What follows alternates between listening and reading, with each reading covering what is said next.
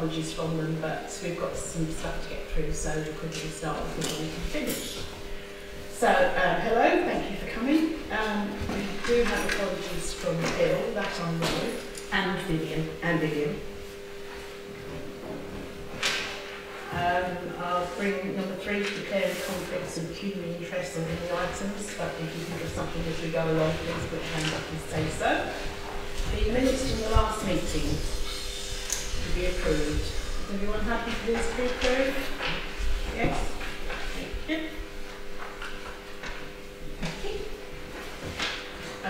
We don't appear to have anybody from the public present, so there's no public forum. So we'll move on to the action block. It's a shame Jim was on here because we read them actually for the action block. But if we do this in reverse order, perhaps they will turn up. Right, so if we go from number 5, which is the Cuddledyke Bank fence, I know Bill was involved, but Melanie, have you heard anything else? Just from Bill, that's why I've now coloured it into green. From what I can understand from Bill, it's now been completed. It looks like that it's been reduced. I don't know if Andrew's been by there at all, but I think the fence has been reduced by half, I think. Yeah. Yeah. So as far as I'm concerned, that's now closed. Okay, so we can close that one. Yes. Oh, sorry. Have you ever heard from the Boston if they have actually finished with it? No. Well, we should hear from them because it is a dedicated green space in the plan. Okay. And the fact that they reduced the fence by half and doesn't mean that the borough are necessarily satisfied. You won't hear from enforcement unless you ask. Well, Because I've been in contact with Mick Bates and he said they're short staffed and they're definitely the opportunity to contact everybody that makes the complaint to let them know the outcome. well, perhaps maybe would you mind contacting me to hear from him one way or the other whether he's satisfied. Okay. We're doing the action points, the action log in reverse order, Richard, because we are. Right, taking over the cemetery. There has been various correspondence backwards and forwards, and Colin kindly exacerbated some of this, but I have to say that unfortunately we've heard nothing since. So we are still in a situation where we are waiting for the Borough Council to explain why they think we should be paying £10,000 for the conveyancing and passing over the cemetery. Until that is discovered, until we've got their reasons behind it or whatever, we cannot move forward on it, I'm afraid. So you've not heard anything from Absolutely nothing. So the last thing you heard was what I sent you? Yes. Yeah. The email correspondence, we have backs and forwards, and I'll I've chase got that. radio silences. You should put it in. There's happening with other things like house owners. Could we not get a price for conveyancing to see how much it should be? We could do. We could ask those, conveyancing solicitor to look at it and give us a quote for how much it should be. Have we got all the information that they would require? I haven't, no. I think we should wait until Borough Council come back to us because the £10,000 was just a figure that was banging around, maybe 10,000, maybe 10 quid for all we know. So I think just wait until Borough Council come back to us and see what they say. So. Yeah. See what we're looking at. Did you get a response with Ryan Long's comments in it? I've got everything that you said. It's basically what he was saying. The last time they did one, they did a fire. And I didn't see that bit. No. It's in the action log that the figure that I'm on this couldn't understand whether £10,000 they could have planned on. The last thing they'd done was compared with a transfer of £1, I think. Yeah. Well, You Martin mentioned previous transaction was passed on for £1 plus legal costs.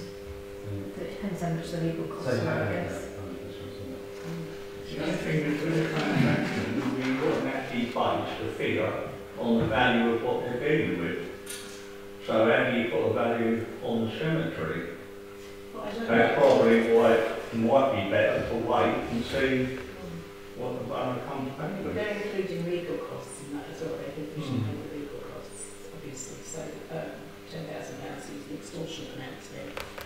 So there's Oh, it's a tangible, The thing is, like we say, it's quite, the cemetery is actually costing us anything, and the income from the cemetery will still maintain it, so it doesn't actually matter, it goes on for 5 or 6 years, it's Losing right. We're not. The thing is though, Richard, they can turn around and say that it's an asset because it earns money.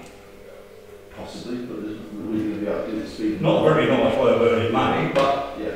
yeah. But from the point, borough's point of view, it's how much money they have to spend, you didn't pay. So there's two sides of it. you've still got to maintain it, look after it, so on and so forth. Yeah. I'll show you that tomorrow, because leaving it like that is not satisfactory, but they seem to do it all the time, I'm afraid. Excuses can't get staff. Everybody. So if we're happy to wait, take on board Roger's comment, if we're happy to wait a little bit longer to see what they come back with, yes, so we can start some sort of conversation. Okay, thank you.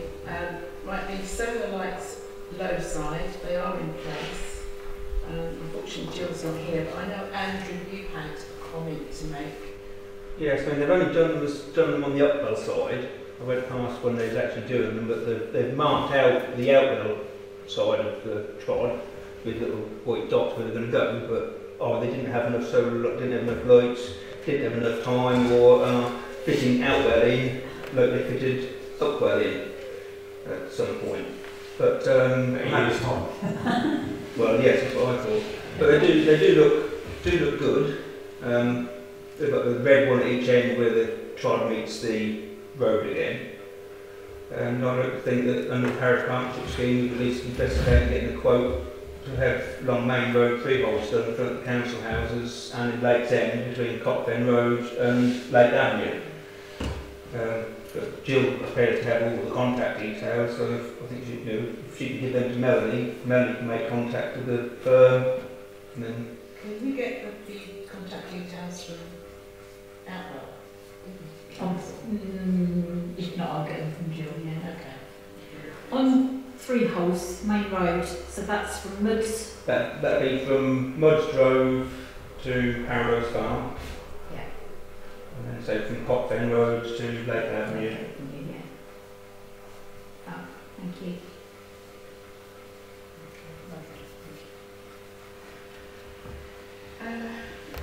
Right, map board. Rob, I know you sent an email round. Yeah, we're kind of pretty much, I think, nearly where we need to do. We're going to have one more conversation and finalise. We were supposed to meet up last week, but due to unforeseen circumstances, it's not been possible. So we'll try and squeeze that in, hopefully at the end of this week, if it's possible. Yeah, and then we should be in a definitive place. I'm very conscious now that we're going backwards and forwards to the graphic design for this part of the year. And as I stated earlier, I said to you earlier, I think we need to play the man. Yeah. That was that's going to be my next question. I think someone's come with that close, it wouldn't matter. So I'll put the what's out, I think it's in the Yeah, I sent it out today for you guys. everybody. You're all happy for me to pay that before September's payment, because this has been going on since April 21. I think it's only about £200. It's £200. Yeah. Yeah, pay. So it's uploaded. Prue, could I ask you and Christine to sign that off for me tomorrow, please? Thank you. The point I've made to Rob is that we really need to see it actual size, or as close as possible. Peering at it on a laptop, when it's going to be 3 foot long and 3 foot 6 high. I've got a 55-inch monitor cabinet, so This if you're is able to it, see you've got to, exactly, we need to be able to see it if it's going to be. Yes. Because it's I've made your operations. Did you want to put it out how you want? well, there's no point in it. If I can come and sit with you and you can look at it while you're showering Yeah, day. yeah, you can do that. standing there looking lost. Yes. I'm not. I'm not up to hearing.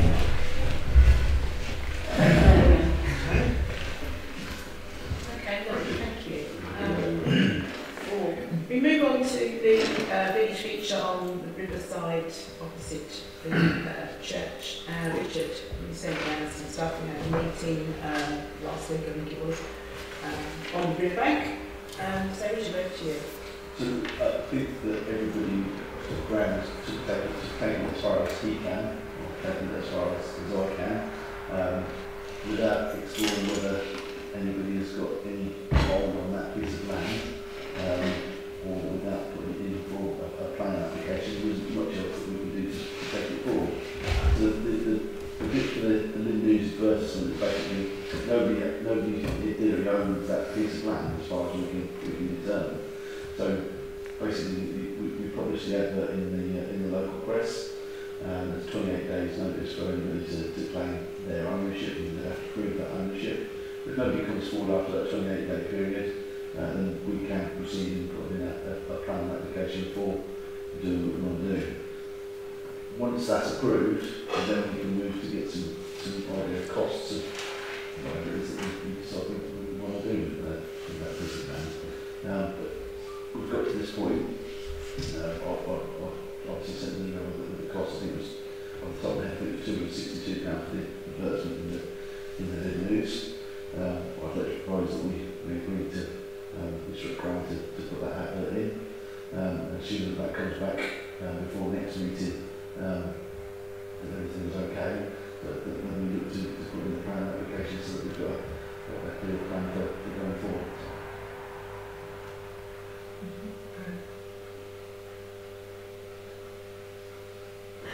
I thought that the Jean Graham Business Foundation and Village Trust were paying for all this. The intention ultimately would be that the actual development would be funded by the Titmus Foundation. If the foundation is actually developed, because we don't actually know, but verbatim, that's what's going to happen. Well, it exists on the Charity Commission's website. Yeah, but we all know how to set up the Lunchbound Trust as well, don't we? So all those things have got to be gone through to actually get some funding, but I'm not proposing that as a council we look to fund that piece of land. I think that should be funded by other means, whether it be through the Titmus Foundation. We could possibly make an application to the Blunt Family Trust. There are other places where we can make applications to try and make it happen, but without one, proving the ownership of the land, and then two, getting some consent from the planners, we can't go to somebody with a wish and a dream. Yeah, I think but if the parish council are going to end up ultimately owning this thing, it's going to be the parish council's responsibility forevermore. But we've taken that responsibility already by, so we've cleared it twice now.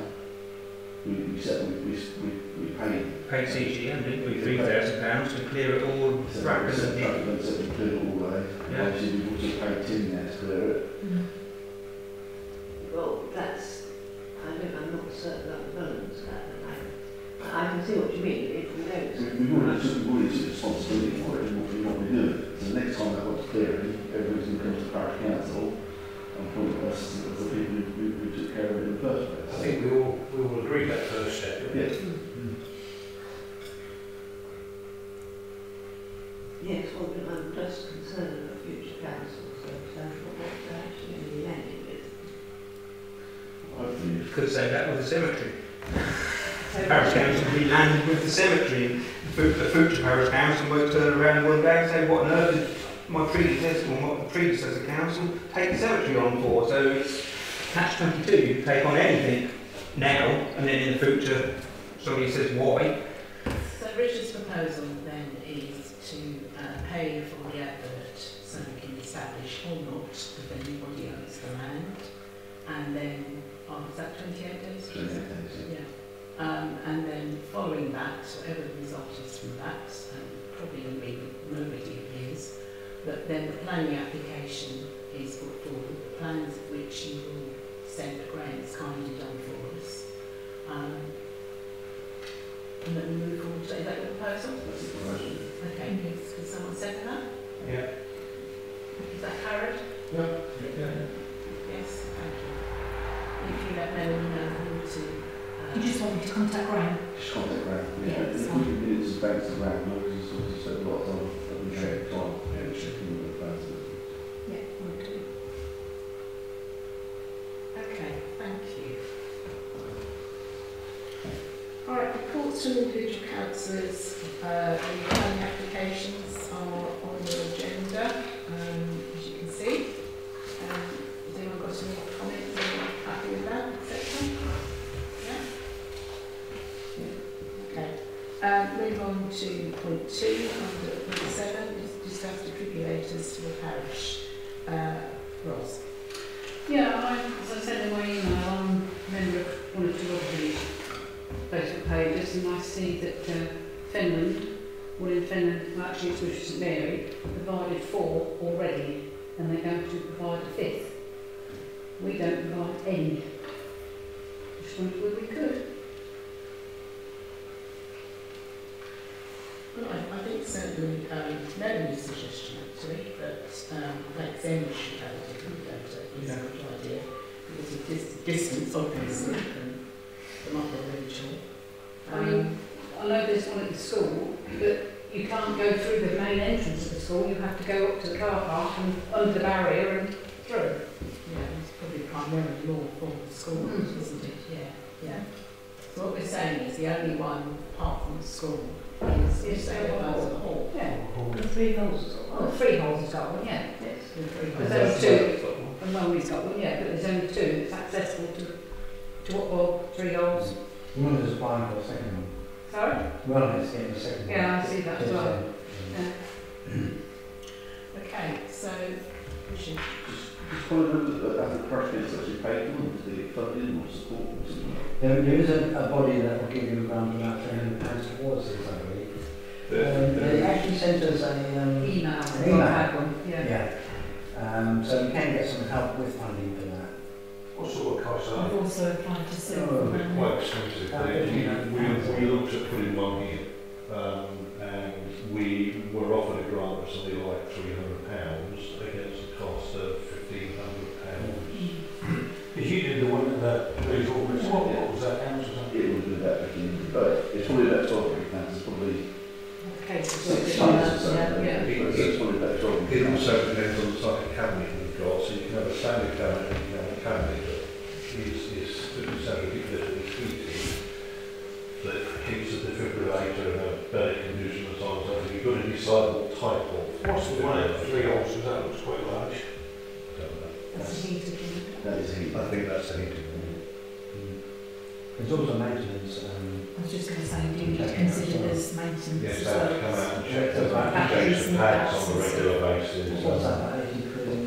Yeah. Something like that. How often does that have to be done? Once a year. Once a year. The one at Upwell will be changed the pads when it says the pads need changing. Yes, You did them before, didn't you? there is a problem at the moment. One Upwell is not in use because the pads need changing and you can't get hold of the pad. Not the pads, apparently it's a chip that goes in the pads and it's the chip the manufacturer can't get hold of and This was more than one manufacturer's been asked and they've all got the same problem at the moment. And until those chips can be found, and obviously we can't buy a pad, so we can't use it at the moment. And I don't think we're the only people with that problem. Right. The company I spoke to about the secondary pads Yeah. on with David regarding that offer a refurbished program where they sell refurbished defibrillators with the same warranties, etc., but for about half the price. Oh, right. So potentially, should anybody wish we agree that we're going to supply, we could potentially get to The price for of the price. So maybe we could consider it, but it was those I spoke to about pads that offer that.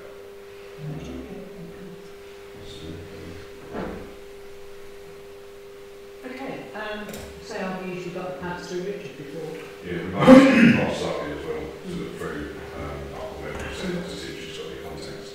But the people we spoke to said to come into the country and choose the drains, you can put them through, but you may wait 5 days, you might wait 5 days. So, yeah, but I believe that there is an order placed, so we are in queue.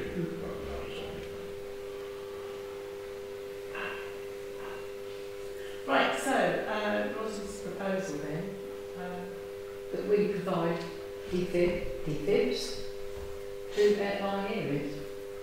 Where do you think is the key place in Alty Lakes End? Well, at Alty Lakes End, I would think possibly on the end of Price Road, if there's a point there, your officers. Have you got any? No, if you don't have the amount of people work on each end, so See there again, I mean, do found food have one that's accessible. we don't know about one that's accessible for fountain food, Yeah. it's not accessible for... you probably need them But they have to be accessible. they're in view, don't Yeah, you? When you yeah. walk by, you actually see them. The one at the hall, that's obviously good, but that sort of supports the hall and the playing field. And Then when- the area, because I know for a fact that went down Street 2 months back. You could also use the co-op. The co-op, Yeah.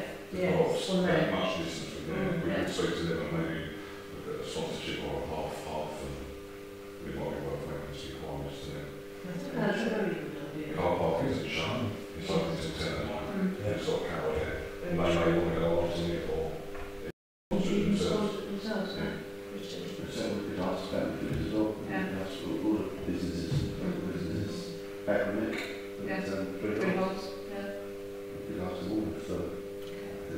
Are you prepared to write to all those, please, and put a proposal to them and see what they come back with?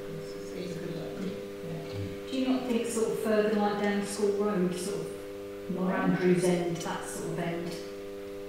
Yeah, well, not very freeholds go, isn't it? Yeah. I don't know where it would go, but I just think it would be quite a good distance away from the village hall and more that end of the village. It has to have electrical, doesn't it? Russell might be one It of does, yeah. Well, the prices, if you're interested, we were both in February. It needs to be The defibrillator with a wall hanger, just a wall hanger, no cabinet, is 795. So it's going inside somewhere, that would be alright. If you have the cabinet and it's heated and unlocked, it's 1,195.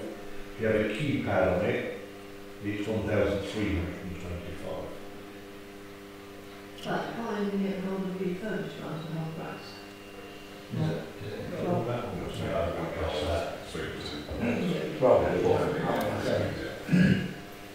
Which makes sense because Okay, so in the first instance, if we would kindly write to the companies that we mentioned to see what their response would be, and then we'll take it from there, I think, yeah? We'll be agenda for next time on that. Yeah. Okay, thank you. Andrew, discuss fencing around the War Memorial area. I've put Andrew, but I think it's Richard really, isn't it? Sorry, that's my fault. The hedge is a privet hedge at the moment, and it's got sections missing. You can go to the expense of having a metal fence, you know, that will last many years.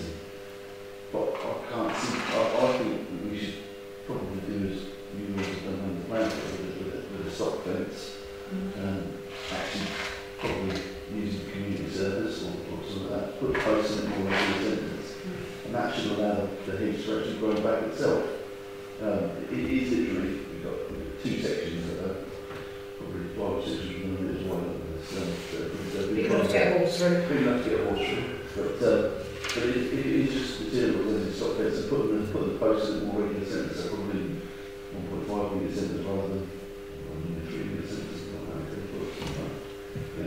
I think we have to make sure though that it's a bit higher than the cemetery fence, because otherwise people just climb over.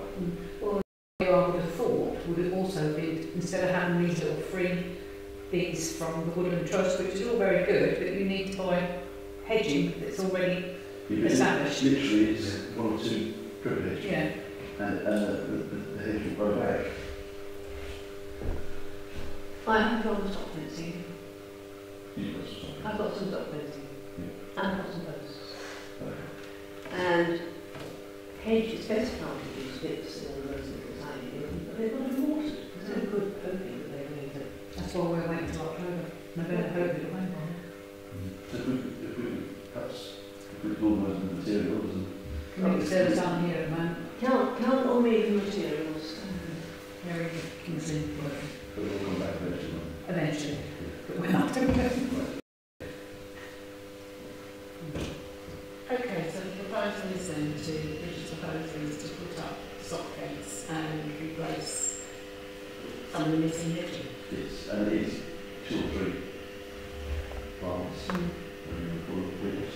Will that be sufficient to stop people from literally walking through it? I think the stock beds need more regular posts. We did put some on the temporary before, We did. but the posts were a long way apart, and literally as soon as they got older, they pulled. They broke the posts off. Whereas if the posts were more regular centres, that would be that problem, that would give the hedge chance to re-establish itself. It's not, I'm just going to say, it's not something that Tim could do. I couldn't answer that good. Yeah. Second that. Apart from that, if you hand you want. Not too busy. Not good asking, but do a quote for doing it at his time. I think he's busy as well, but could ask him for a quote to do it. How many managers? I wrote my son in. Your son. Okay, so what's happened? Is everyone happy with that? How big are the posts through? How long is a piece of string? No, I can go out. That's what you start fencing. Little bitty 75 or 100 little posts. How many posts do you think about pushing in? Wouldn't it be easy to get the posts and just hold them, get 34 and just push it sort of thing? Yeah, Even do that. you get 3400. No, there's trees in there. Is it? You will get, yeah. The post hold number will do. I'll get some materials Well, post trying to block. I know somebody with a battery operated one as well. from. Yeah. Right, so are we happy then to ask Tim, probably? Is that a proposal to ask Tim? No. No, Richard, no, not going to do it, okay. So is everyone happy with Richard's proposal about the way forward with these? Yeah, we're ready to do it. I'll make you coffee. Okay. Thank you very much, Richard. Richard and his team, Right, moving on to discuss the electrical installation condition report for Upwell Village Hall.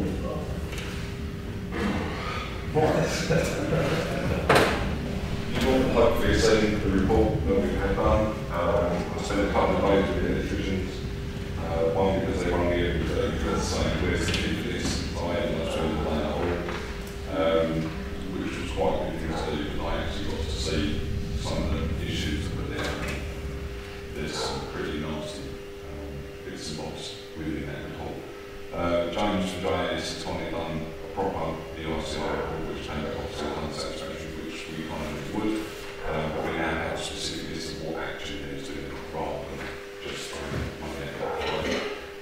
There was also a layman's term proposal regarding pictures, what was wrong, and a basic explanation of what needs to be done.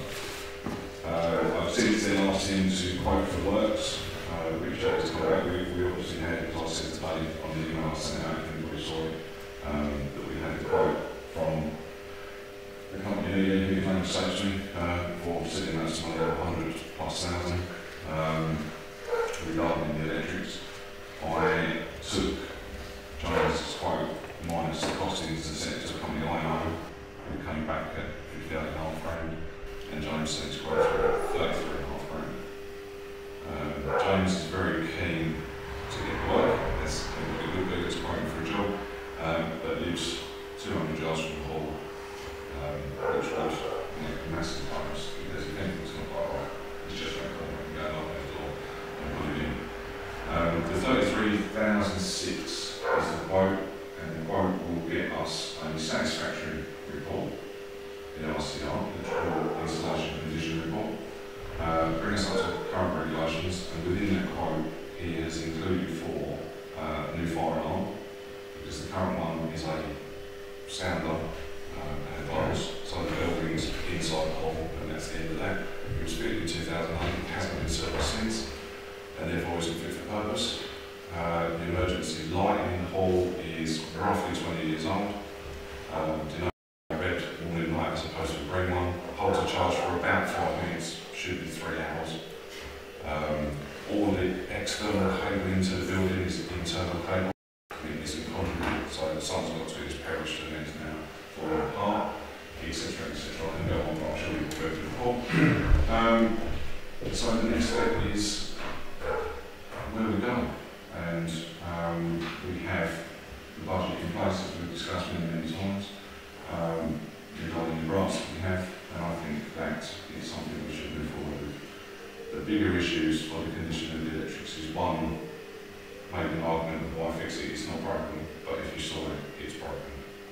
And we're going to have a bigger issue. Should there be a fire and an inspector states that it was caused by electrics, the hole is gone, because we will not be sure. So I understand we put the quote forward and accept it.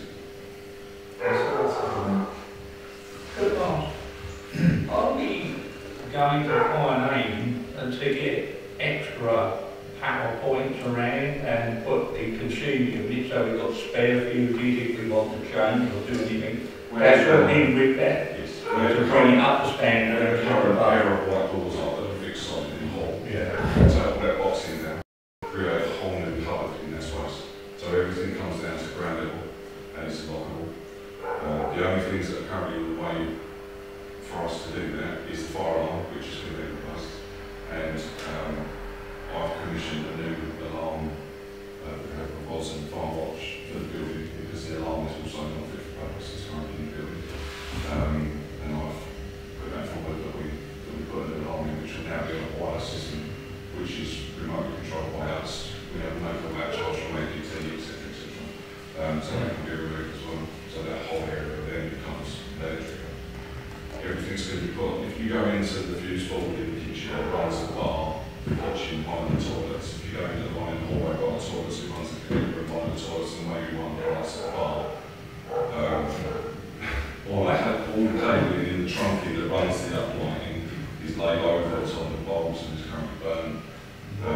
It just goes on and on. It's horrific. But it'll be up to standard and also give us spare. It was spares, there'll be upgraded lighting, upgraded sockets. So basically good plan a little bit for the future working. I was a bit twitchy when I see all the photos come through, and I kept thinking, can't be that bad, but I downloaded the pictures and showed one of our electrician boys who we contracted, and he went through with the fine tooth going on. To be fair, your man was bang on with what.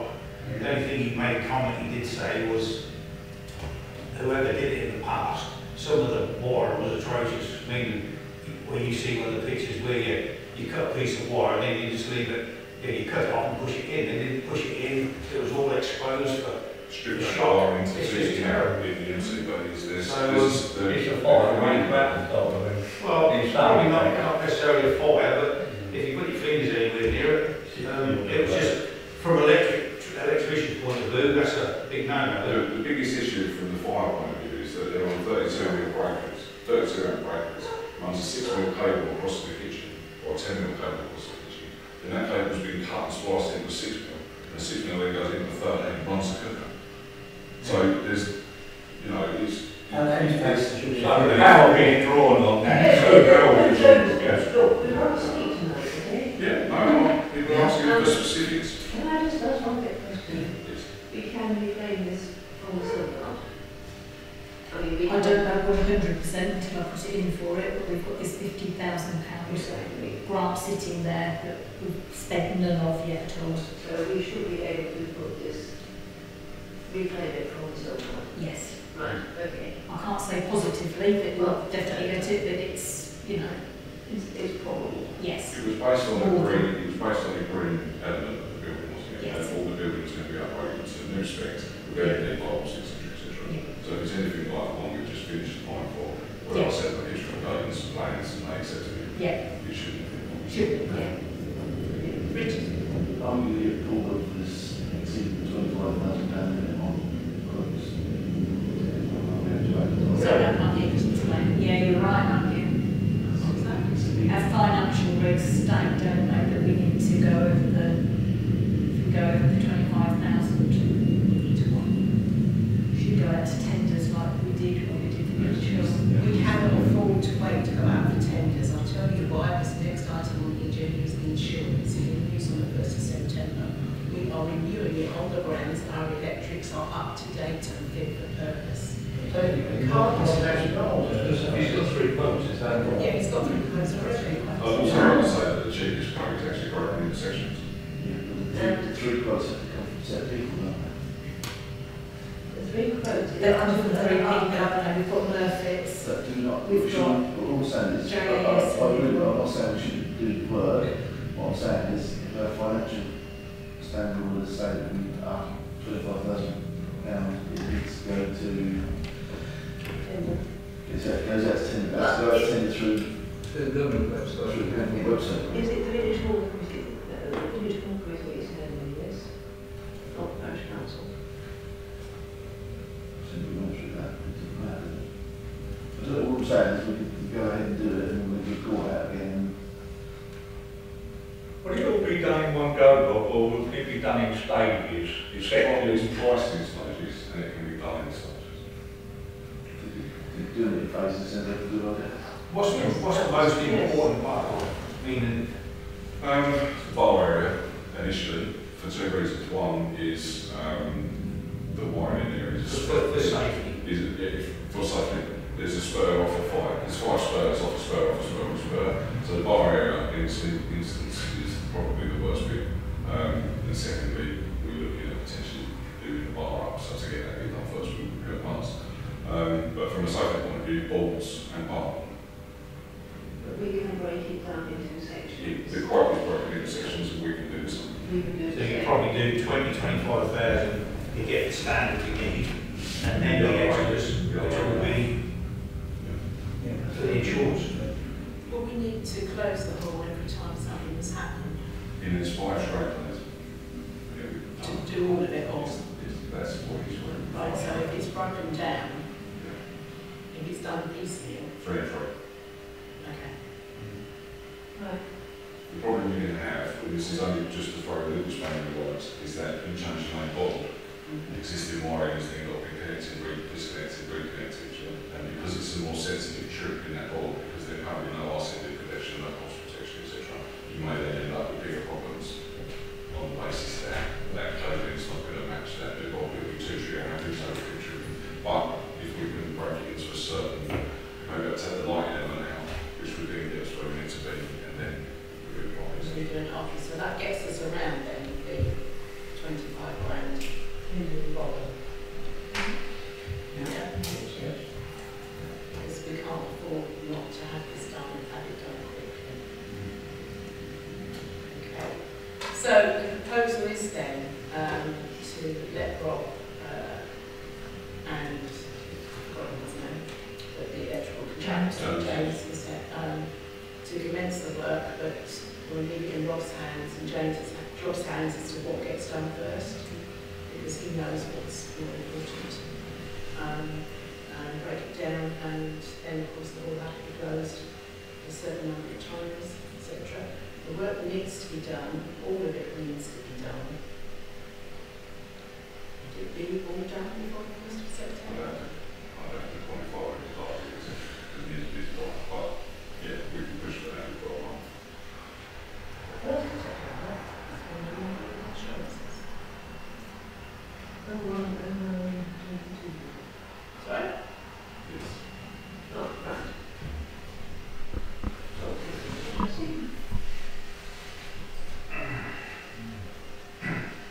Right, so that's Rob's proposal. Does anyone like to second it? Yeah? Thank you. Rob, if you'll get on to that, that'd be Sure. Right, okay. The next bit is the insurance renewal. If you remember, last year I broke a 3-year deal with Hiscox by and the premium would be exactly the same as it was for last year. So which is, the only difference they've put on our Gallagher's, they've included a £50 administration fee, which wasn't there before.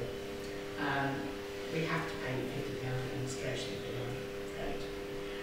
So the actual premium is the same at £2,637.74.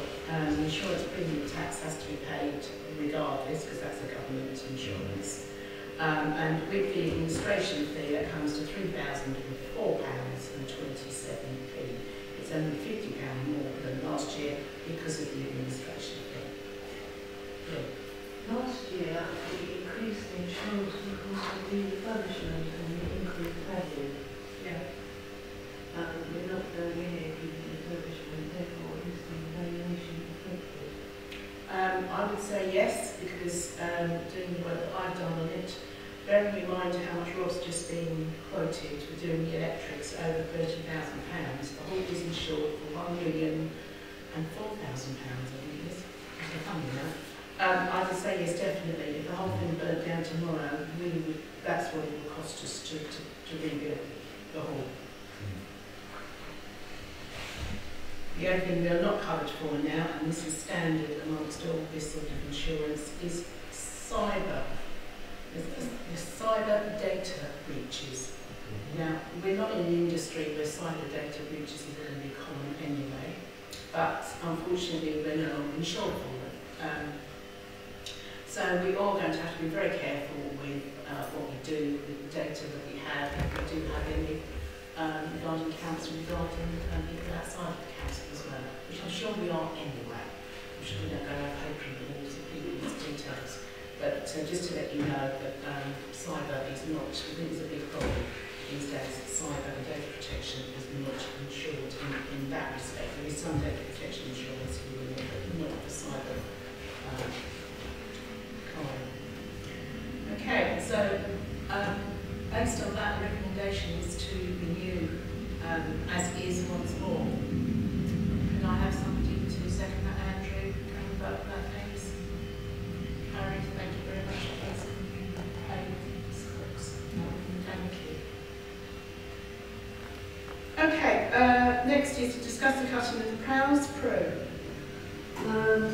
County came round in July and failed to cut UI3, which is a path that goes from Nicholas House to Nicholas Lane, and they completely failed to cut UI4, which runs along the side.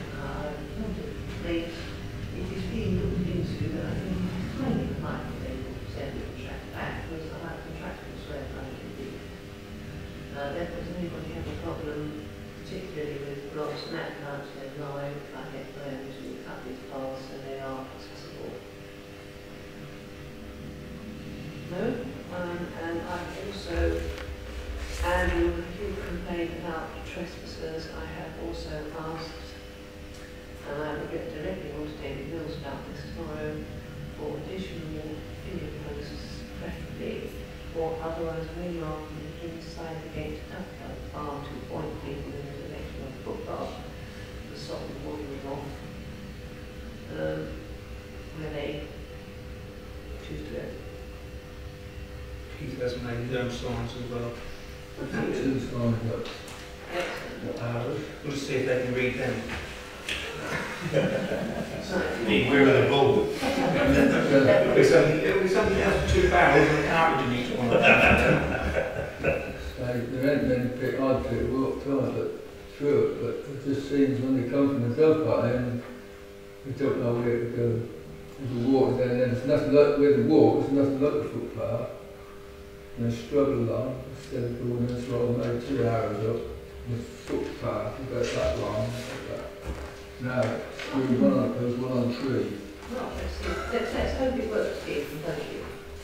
Otherwise, does anybody have a problem with reading this condition cutting work? And indeed, anywhere else that might be put in before lots and that goes live. Anyone happy with the proposal to get those cuts? Yes? Yeah. Yeah, thank you. Thank you.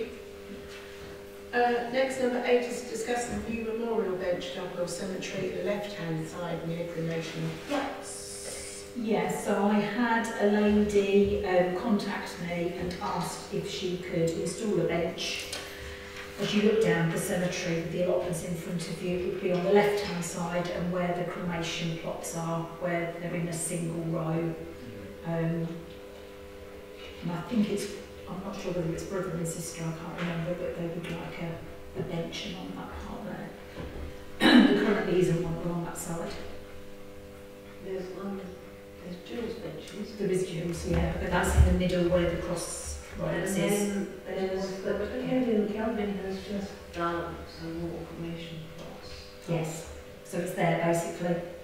What, in the middle of the new cremation plots? No, it would be on the edge, but it's just before those new ones. I think it's the last 2 plots that are there. There is a bench down there. Or was it There's the bench somebody's put down.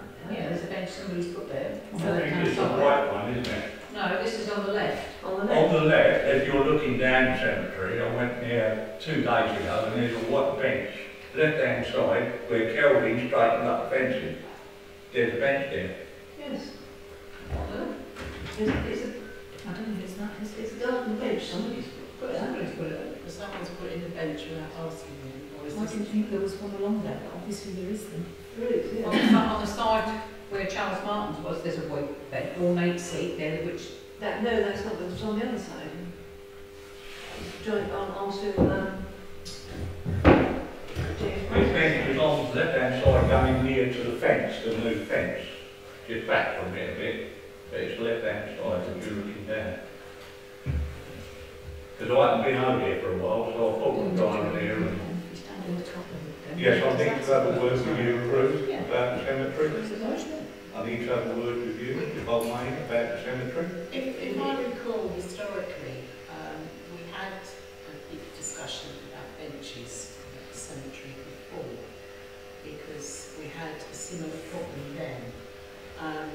And That's on the right hand side. yeah, and whilst we want to respect people's wishes, we could end up with a cemetery full of benches. I think there was a proposal at the time, and I don't think it ever went anywhere, that council would buy benches, and that people would be asked if they can have a memorial plaque that would then be attached to a bench, hopefully a bench that's got a space near the plots that they want to be nearest to. But I don't think it ever went anywhere. I think it disappeared into a hole. My fear is that you just said this white bench has appeared, and it would appear it's without permission.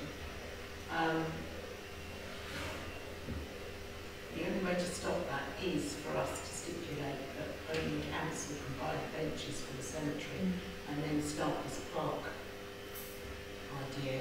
Comments, please. At least then they all look the same. They would all look the same. And also the council would say, and then you can be put within certain distance of each other, so Yes. you'd have something to work by. Yeah.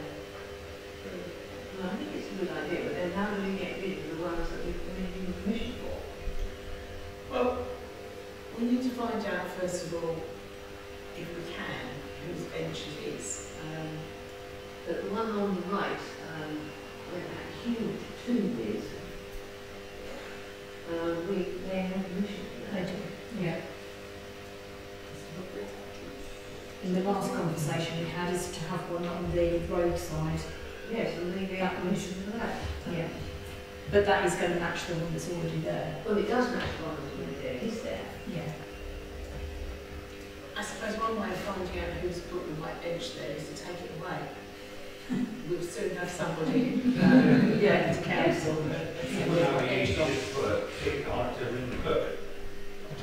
Take it away and put a post up, a board on saying the bench has been removed, please contact Melanie.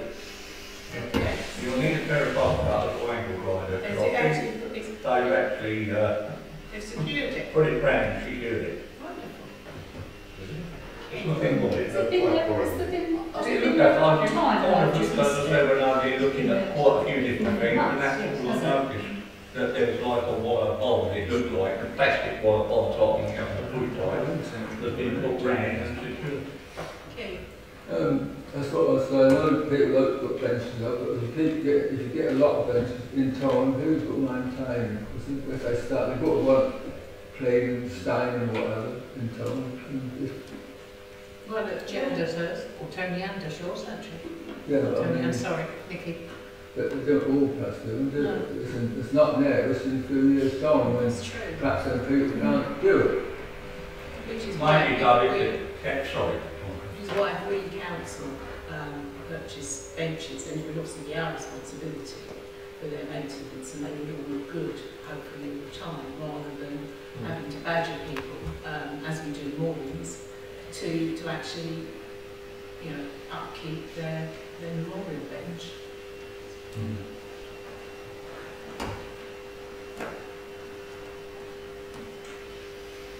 I'll second it. Yes,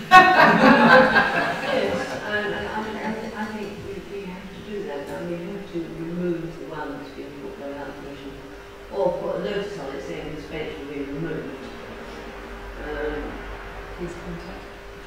In 2 weeks' time, please contact the clerk and say to the lady, we're sorry, but we are very concerned that the proliferation of mismatched benches, some of which have been put down without authority, and we are willing to provide benches on which plaques, and it's not just one plaque per bench. No. We've all seen the mooring benches in various places. You can get quite a few blocks. The Blunt Trust are going to place a bench in the orchard in memory of Nigel and Charles. And that has come from English Brothers. It's a very nice bench. And we're having a grass pack put on, I think, with a little inscription on it, about £30. Can I ask how much the bench was? What I was just going to say. £290, I think. But I can check on That's that. not as bad as I thought it was going to be, actually. It's nothing fancy, but it's It's nice. nice to pay. Yeah, okay. Hang on, I'll make that photograph. Well, if it's that kind of money, then that's not a problem. But I think the thing is that there's actually not been long enough to take an adequate number of plaques, and there's no point having a two-seater bench that will only get 4 plaques, because we will end up possibly lots of them. We need something big enough. I think we need to investigate the costs of three-seater, well, two-3-seater benches. But that's substantial size. That's got to be. That's nice. That's got that. Yes, that looks fine. Yes. We can just say from now on, no more outside benches, the council supply the bench where and when they need it in this country. Yes. From Yeah. Exactly. I think that's what's going to have to happen. So we seem to have. That's a proposal. It's already been seconded. Can we vote on it, please? Thank you, Karen. And that includes putting a notice on the bench that's just been. Yeah, so I'll Yes. put a notice on the bench to say it's going to be removed in 2 weeks' time. Yes. And this. Well, it's going to be removed in 2 It's going to be removed in 2 weeks' time because it's. So do you want me to purchase a new one to go down there? Down that side? Or should you say it's going to be removed, if you wish to purchase a bench, contact Parish Council. I thought we was prepared to bench. Because obviously you need to see the spacing, so really got to make it so they're measured out. That's what I'm interested in, so you can get an idea how Put a many. bench next to someone's plate, you've got to have it, so it's spaced out, so they look. Oh yeah, it might not be exactly where you want it, but within reason, you know. But you can say, because the council has now decided because of the lack of space and variety. Because of the number of people who want to put benches in there, there needs to be a standard There and needs to be a they need to standard be bench, managed. and yeah, exactly. Thank you. In the future, the council will be purchasing benches, But we're not purchasing them at the moment, no. no, we're not purchasing Did ones. you say shortly, I think, is the answer? Did you say that shortly? Shortly. Yes. and then people will have the chance to Make a donation. make a donation and purchase a plaque, so the plaque. If they give Melanie the inscription they want, Yeah, we can we can do the plaques as well and get them the plaques as well. Otherwise, we're going to end up with Yes, plaques like this exactly. size Yeah. and that size and all different Or- sections. welcome to Or not West put, Ham or not put a something. plaque on unless they make a donation towards a seat. Yeah, yeah, no, good idea. If not everybody what we want. Brings us back to the original. And then let's get us paid on. Brings us back to the original question though, as to what we do with the lady that's requested to put a bench down there. Well, just said we're going to put the notice on her bench. Yeah, but Yes, it's no, her bench. Well, we don't know if it's hers. No, if it's not her bench, if she's asked to put one there and was waiting for it to be decided, it Right. might not be her to put this point one there. So if she hasn't, if this is something Chris else. said that's been there for a few Oh, months, wow. didn't Been you? there. So I Been there. don't think there was one down that side, No. but But obviously. say if this bench doesn't belong to the lady that's asked us if she can put a bench there, what's our response going to be to the lady that has asked? Well, I think No. standard response, haven't you? We are going to put a bench there. Does she want to make a contribution to put a plaque on that bench? Right. Was that not right? Yes, yes. I mean, for information, So basically we're going to be providing benches now, not soon, as Prudence said, that we advertise the fact that we're soon going to be putting benches in that we provide. Well, We're going to be doing it now. soon doesn't need to mean next year. I mean, soon can be in the next couple of months once we've established what size we're getting and where they need to go. Yeah. Could Roz, is there a waiting list for these? How soon do you have to order one? If you have to wait I think for they've months? got in stock. They've got this stuff in the Yeah. What do they need of? So that's not a problem then. Parts. Would. Wood. Yeah. Sorry. Take that one from there. I would think that's. I think I've got a leaflet at home. the green oak will be fine, but the soft one is. It looks like a It's got to be teak or oak. Yes. Or plastic, and now they can... No, they're not plastic. They're horrible. Come on, Right. no maintenance. But a lot of people are turning to plastic things. Right, you're going to have to go back to the lady that's asked if she can put a bench up, assuming that's not hers, Yeah. and say, yeah, this is what's going to be happening in the future, contacting her, so she can make a donation towards the bench and also the cost of the plaque. Well, I mean, Okay. excuse me, did they want the bench along the front or down the side? I don't know. I thought the Well, the original. ones that are asking, Yeah. down the side, on the left-hand side. Because I thought the email said we want another one, but I think after they saw one that Mrs. Pope put down, this request came in, and I thought the original email that you sent out said that she was requesting to put another one along the front. We've got, That's a separate one. that's a separate one completely.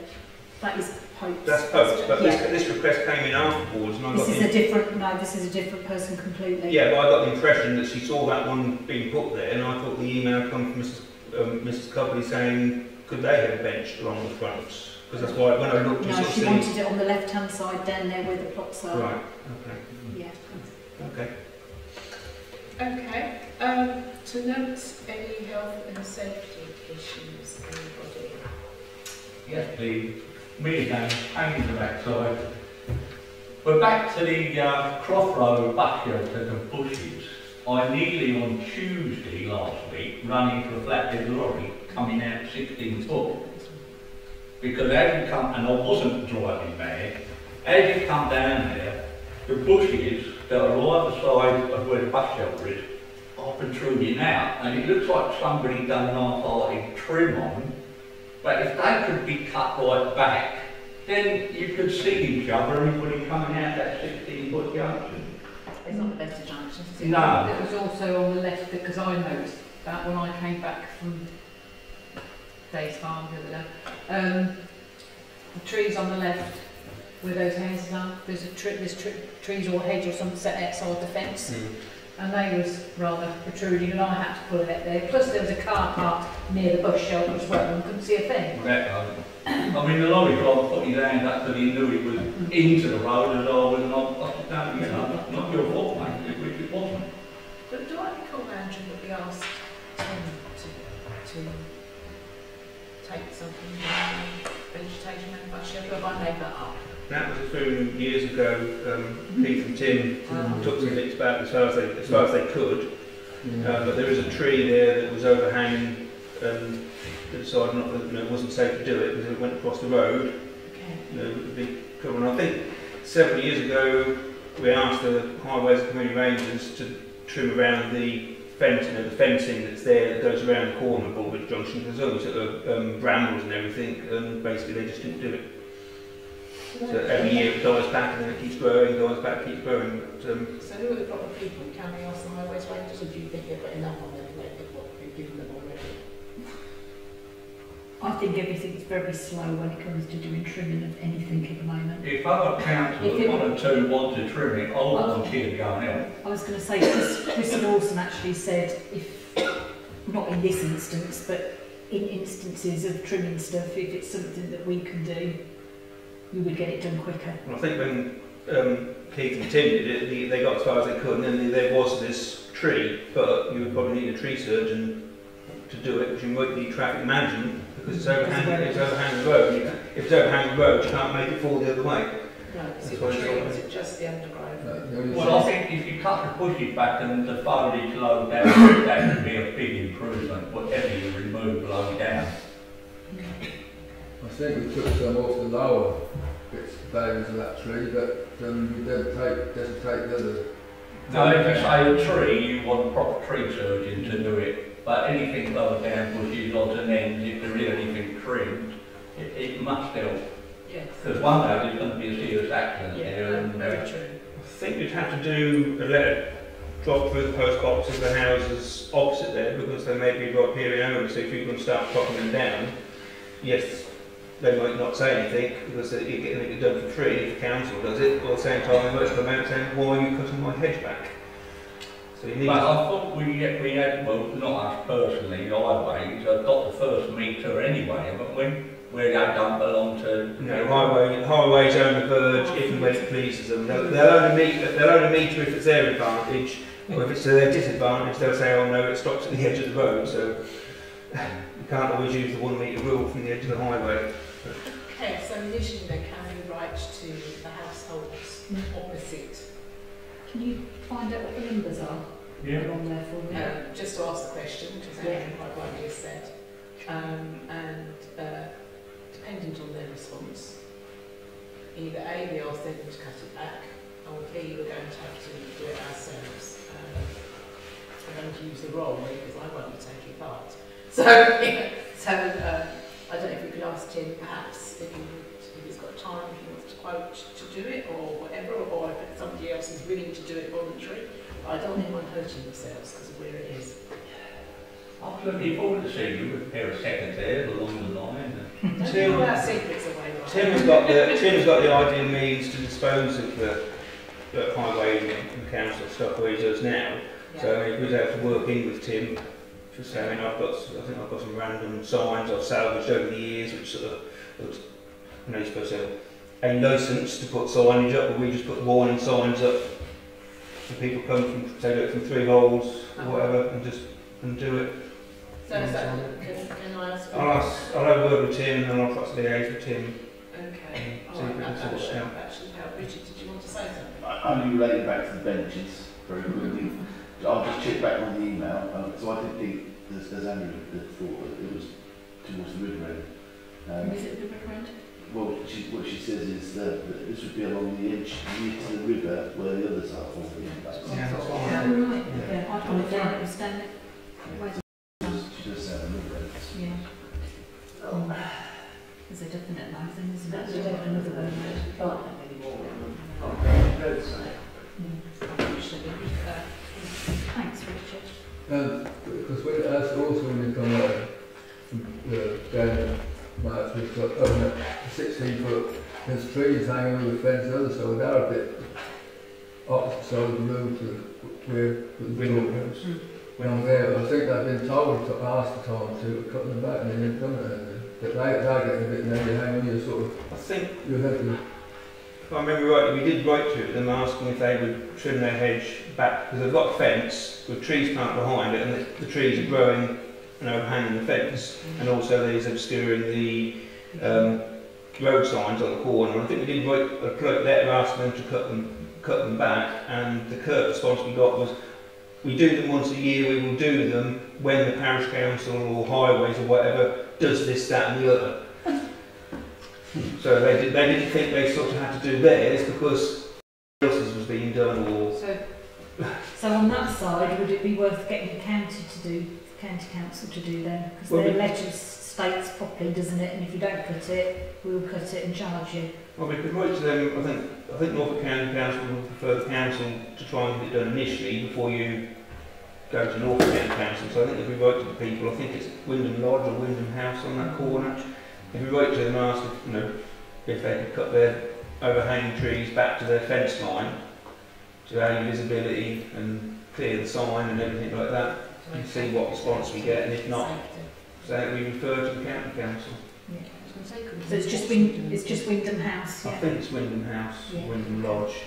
I think we need to make sure we get the address right, because if I remember rightly, we got something wrong, and they said, "Oh, you can't even be bothered to get our address right," or something. It was a very curt response that we got.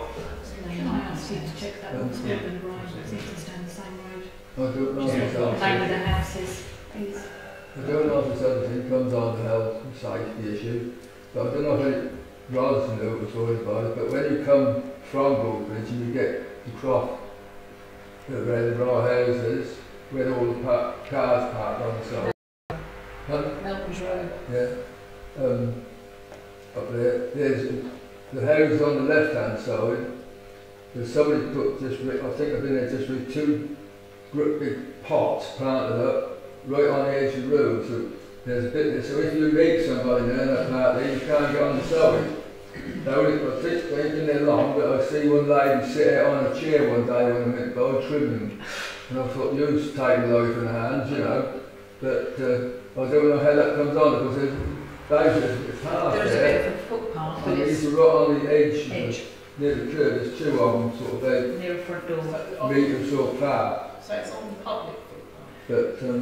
But Well, I don't know whether it is an actual public footpath, but it looks like a it looks footpath. that path, Yeah. doesn't it? Yeah. But, Whether it's meant to be one, don't know. But the point is, it makes it awkward if you've got a big lorry or Yeah. farm vehicle trying to get past where pigs home all the cars past. What are they supposed to do if you've got two pots in the way? Can someone take a photograph of Because they're big ones. pots, please, so that we can have a bit on the list for the next time. So we I know mean, where it is, we're you going. know what address it is. When behind lives along. So if you could take some photographs and get the address. I'm Yeah, going to do that. yes, you can. We'll address that next time around, because obviously it sounds as if it is, it definitely sounds as if it's a safety issue road-wise. I've got one more. Have you got one? Lake End here, just up near the old post office, there's a man of earth. Right. Underneath that earth is pavement. So basically it's an obstacle, it's got weed growing out there and it shouldn't be there. Do we know who put the earth there? I think you'll find there is a fence behind the earth. So you can draw your own conclusions that when that fence was put up, earth was removed. Do you know who lives in the house or do you know that? Near the post The office. old blacksmith shop and the old post office. Yeah. If you look by the fence there, you've got a continuous stream of earth. And it's got weed growing out there. I think Tim come down once when I made a list of weeds growing, and they were all cut back and trimmed, but with the earth there, they're going to keep growing. And also, somebody walks down there, you've narrowed the footpath. I mean, have a look yourself when you get a point. You know, I'll have a look. but I'm just thinking that if you've got pavement underneath there, then the earth shouldn't be there, and it is an obstacle. We we don't know who that is, but I have a suspicion it's people in the forge because his fence is all glued down in the storm, and he did come out and dig out a load of stuff and replace them. But whether he disposed of the earth or not, I don't know. Okay, so we can establish first. I need an address. I'll go have a look and Yeah, I'll give you an address. in fact, emailing you that she put this right to the householders and say, you know, this is construction. Okay. Please remove it. Yeah. Okay, thank you. I'll finish it next time. Okay, number 10, to note payments made since the last meeting, we've all circulated such. Finally, Nothing really to report on there, it's all fairly straightforward.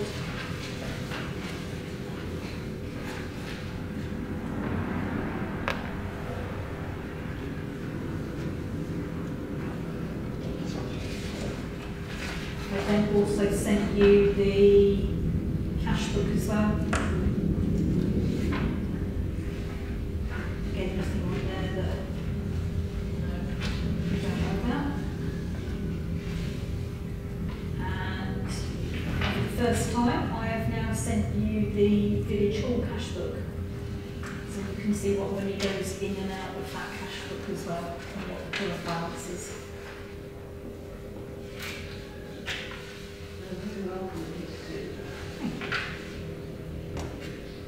Thank you, Village Hall.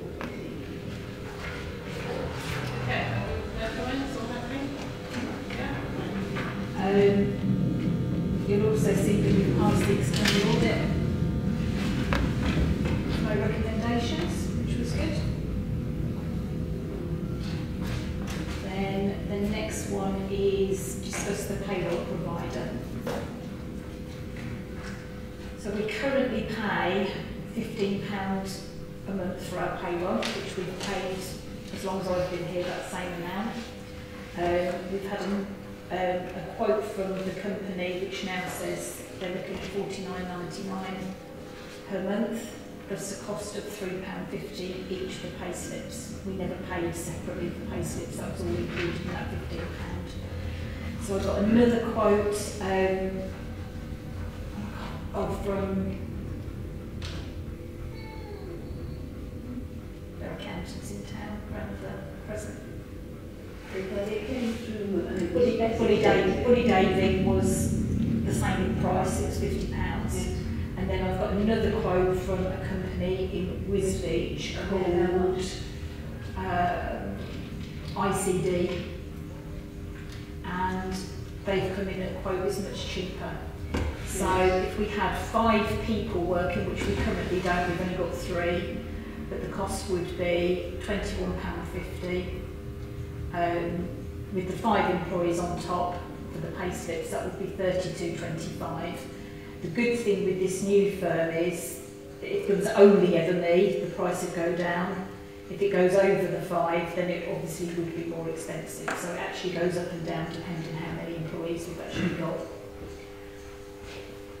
Is this a well-established firm? Yes. Has he done a little more? Yeah. I have to say, when I've spoken to the guy a couple of times on the phone, he knows all about nest pensions. He seems very clued up. He does very big businesses as well as small ones like us. He did seem very clued up. So you either stay where we are and it's going to cost us about £60 a month, or we move to this one, which is going to be £32.25 a month. Did Bill comment on this? Did he specialise in this? Yes. He didn't like that the quote said that they want our business. I can't think. We are keen to get you on board, hence our very competitive rates. And how long is that rate guaranteed for? I don't know. It's not got it on there. I guess it's a yearly thing that they probably look at. But that was not for the guy in his speech, was it? That was another guy. No, this is the guy in the speech where it says I'm keen to get you on board, hence our competitive rate. We're a long-established bureau and offer first-class service and extremely good value for money. I can provide you with references if you wish. So what would his price be in a year's time? Don't know, but what will the current one be in a year's time? We don't know, do we? Well, I vote we go with the amended beach. If it means anything at all, he was very good on the phone. He said, I want people to become like a family, part of a team, and we work together. I used to say that before we used to sack one. Well, Any other comments? So you've got one at half price and one at 60. I propose we go with the region before. Seconded, can we vote on that, please? Is there a term where you have to be in for, or is it just a, Doesn't say so, no. they don't say So- you've got to do it for 12 months or 2 years? Or No. When have we got to decide by? 1st of September. Right, okay. Otherwise it's going to go up to £60. All right, it's been proposed and seconded, and we're about to vote on it. Those in favour? Those against? Bruce proposal, yeah? Yeah. I think what Chris is saying, there should be like contractors and Yeah, there will be a contract. no, there'll be a contract, or was there a get term sort of thing? What did Bill Evans say? He said he didn't like the quote that this guy had put in there, which was, I'm keen to get you on board. Okay. I mean, my thing is, if it goes up in a year's time, then I'll do the same scenario again and get 3 more quotes. Go back to market again. Yeah. Okay. All right, so on that basis, then it was carried because we're getting moved to the new company. Please. Okay. Next. To discuss the waste bins, which is really wrong. Yes, well, where's that? Okay, yeah, so it was another project that I did, looking through various bits that I want to change on the whole, would like to move going forward. We don't currently recycle any glass or any cans, or any cardboard rubbish from created by the bar. So, looking at the price that we currently pay for the owner to empty the 2 bins that are beyond the hole, you're looking at £140 to £160 a month. Average, and it's done on weight. So I've spoken to a guy at Borough Council regarding recycling and investing in a recycling bin. 660 litre bin, 2 empties a month is about £200 a year. The principle behind that is it will take an immense amount of weight out of the other 2 bins, which will then reduce the cost overall from the council, and it should in theory balance itself out. My concern when I looked into it, as I wasn't aware, is the split currently with the bin payments of 20% playing field, 40% whole, 40% council. When I found out that the 12 waste bins in the village are put into those bins. So there's a small amount of waste plus the bar that goes into those bins, but there's a large amount of waste that gets put into the bins from around the village. Don't have an issue with those bins being put in there, but I think the split's wrong.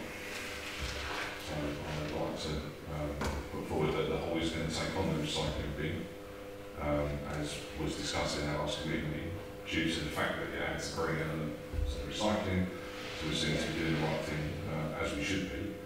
And it should also reduce the overall cost of the other. But my biggest issue was the split based on 1 bin potentially at the playing field, 2 or 3 bins at the whole, and 12 bins from around the village, and we're paying the same price, the 40%. I don't know if this is the place to discuss it, or if we do it in the finance meeting, but I thought I'd bring it up to see what people thought. I think it's worth discussing before council, because everyone's going to have a look at this. Comments, please? Well, when Tim Pinkerville was saying that the councillors would go around emptying the bins that spread around, suddenly 1 or 2 bins I emptied, I was surprised that the rubbish that was put in there, it wasn't just like the odd can or a sweet wrapper. I mean, some people put papers in there, putting God knows what in there. So, from a weight point of view, that would push the weight up from them bins. I mean, it's nothing I don't think anyone can do about what people put in them bins, but from a payment point of view, you know, being that you always pay 40% of that, it seems a bit unfair. I'm glad to hear that Bob's taken on board the recycling, because when I was involved with the whole committee, I was amazed that, you know, with the bar, collecting up cans and bottles just being dumped in the waste bin. And I thought for years, why are you not recycling cans and bottles? Why can't they recycle them instead of putting them all in the black bin and putting them in the two bins? So well done, Bob, on sorting that out. I think that's long overdue. But I agree with what Brian was saying about rubbish when Tim was off sick. You know, we all went there emptying bins, and you know, some we picked them out of the bins, and they're full of bottles and cans. Some were heavy, some were light. And then in the recent sort of pandemic, we had the Upwell litter cleaning brigade where we was asked to leave the village hall gate open so people could bag up rubbish and put in there. Well, that seems to have died a death now, and nobody's swept under the carpet, literally, as these schemes usually do. But I think I agree with Rob that the split does need to be a bit more equal, considering the parish council is putting all of its rubbish at least twice a week in those bins, and if the village hall doesn't have an event or just routine cleaning, it's probably putting one bin bag, probably 2 bin bags a week in there, just some routine cleaning. Even if they don't have a party or anything like that. And I don't know what the playing fields rubbish is, but I think it does need. Well, I received an email today from Melanie saying she noticed I hadn't paid an invoice because I hadn't received it. Until today, because I checked back. But I notice on here it's got the only waste contract for April. We were going to be charged £22.99, for May £30.89, and for June £24.86. Well, June would cover when we had party in the park, but we had a skip in which cost us £200. So we haven't had a chance to discuss this, and we won't be able to discuss it until September. But you pay a percentage of whatever is charged for the. We don't pay anything at the moment. Right, we don't. I've already said that the playing field. That's the first invoice. That's the first one, yeah. It's starting April this year. Yeah. Because I've done a price comparison for 12 months, and then I was informed that it kicks in April this year. So if we go to August 22's bill, £160.88 was the cost to us as a collective.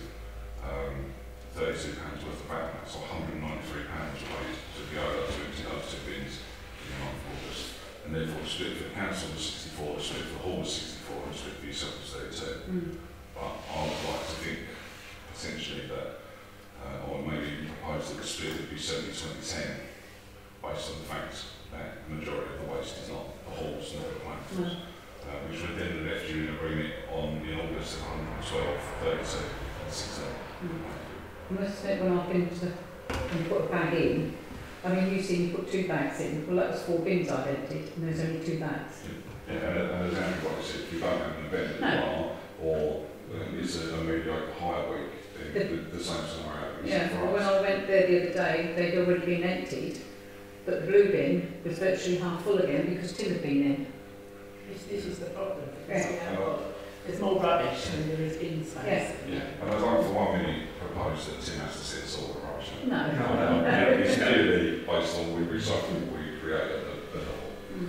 But I just felt the split was a bit unfair. The one issue that's always struck me as strange is there's always been 2 bins at the hall, down that passageway, behind a locked gate. And that seems to be the only place that anybody ever thought about putting a bin. Oh, we've only got these 2 bins behind, at the back of the village hall for security, and that's where all the rubbish gets, gets dumped. The village hall rubbish, playing field rubbish, and not quite true. We used to have a wheelie bit. The wheelie bin used to be on the playing field. They used to have one changed to the brick building on the playing field. But I don't know what we had to have chains put on it. Yeah. To stop other people, Joe Public, filling it up. This is the problem. They're putting them somewhere. If they're not secure, people will put all them, or they'll start, or they'll dump the rubbish next to it if they can't get into it. So I can understand partly the reason for having the bins behind the hall, but it just seems that they've got that passageway, which is a fire estate, there's 2 bins stuck down the side there, The fact that it's behind the lock gate gives you the ability to put them there, because if you moved them anywhere else around the whole legally, they would need to be 3 metres away from the building in case someone set fire to them. So behind the lock gate puts them in a great place. Just think so, just think 2 aren't, seeing them guaranteed on weight, 2 aren't enough, but you can't put 3 or 4 down there. Then again, summertime, they're not enough. Winter time, they are enough because it's not collecting the amount of rubbish from the public waste bins, is it? No. The point remains though that the bins, there isn't enough bin space really for the amount of rubbish that is generated in total. But there will be once there is a recycling bin. Once the recycling, exactly, that's the point, once the That was recycling. my proposal. If we put the recycling bin in place, then we're going to reduce the weight of the bill, and therefore, if we can then alter the split on that as well, then everybody should be in a better position, because ultimately, the parish council will be paying for the majority of rubbish, which it creates. But there will be an extra anyway, because a lot of the heavy stuff, maybe the glass, and the big design for Chris. And that isn't taken, and that isn't chargeable by weight, it's chargeable by billings by the borough. Where would you position it? It would be the same size as the current bins we have, so it would have to go along with those 2, but that would be our side, I think, yeah, I can't see anywhere else. There's enough room there, only to get through. There should be enough room, yeah. And if we go for a 660 rather than a larger 9, which we could then it won't restrict half the fire exit. So we could have gone bigger bins, but we can't because there's encroachment on the fire exit. So they have to be a 660 there. Just think you need probably make a more permanent off path track for the cars and on the bins to go, because of, in the past if they come off the little bits of paving once they're now and get into the gravel, then I can imagine a bin full of glass is going to be really heavy, so that would be something more permanent or better solutions that just wheel them out and wheel them along the path. Okay, so what's your first proposal, Rob? To purchase The purchase of the bin will be done through the whole committee because it's a running expense and I have no issue at all. My proposal really is to discuss and we alter the split from 40-40-20 Plainfield to 70-20-10 Plainfield. So the majority of the waste is paid for by the parish council because the majority of the waste is created from their bins.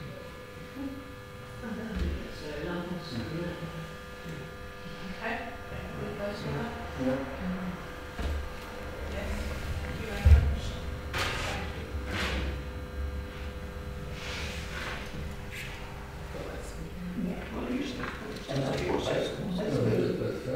Sorry. I was just about the bins. Have you ever had any of them sort of recycled things where you put glass and paper and sort of tins in?